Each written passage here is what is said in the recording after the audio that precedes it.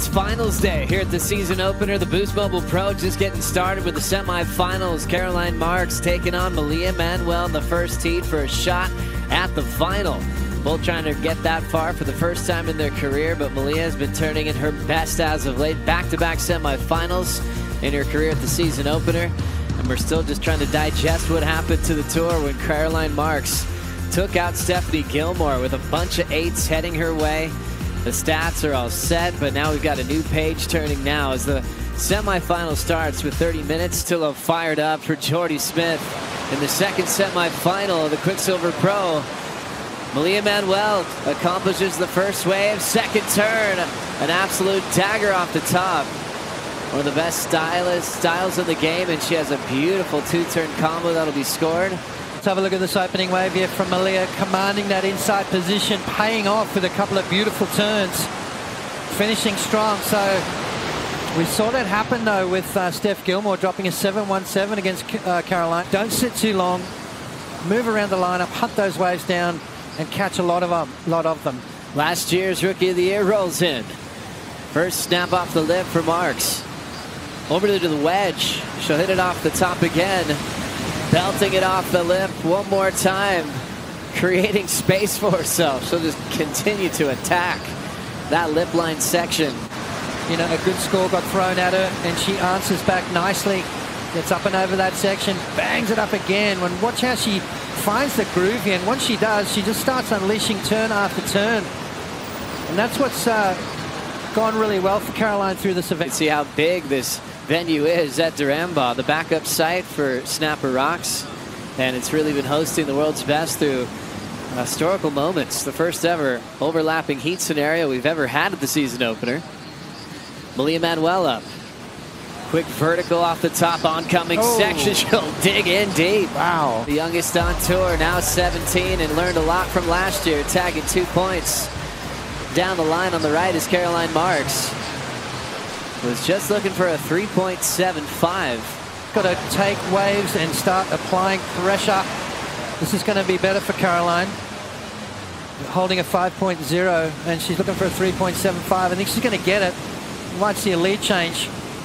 And that last maneuver right there, hooking nicely in the pocket. Thank you, Luke, for that insight. And we're seeing it come into play right now. There's those transitions and the lines that you're seeing from Caroline Marks. In the small conditions at D-Bomb, we just got to see the vision of Bells Beach with a bit more wall. On this one, Potts. Well, let's have a look again. Underneath the priority of Malia. Connects nicely, and then this last turn. Beautiful peak setting up for the Hawaiian. Malia Manuel locks in. Hollow section just to build some speed, and she has to hop right out of the closeout. John Florence preparing for Kolohe and Dino. Also seeing Jordy Smith and Italo Ferreira rematch from what we saw at Karamas when Italo dropped the 10 on Jordy last season. Front side wrap for Malia Manuel. Super clean. Hits it off the top of the end section for a 2-turn combination.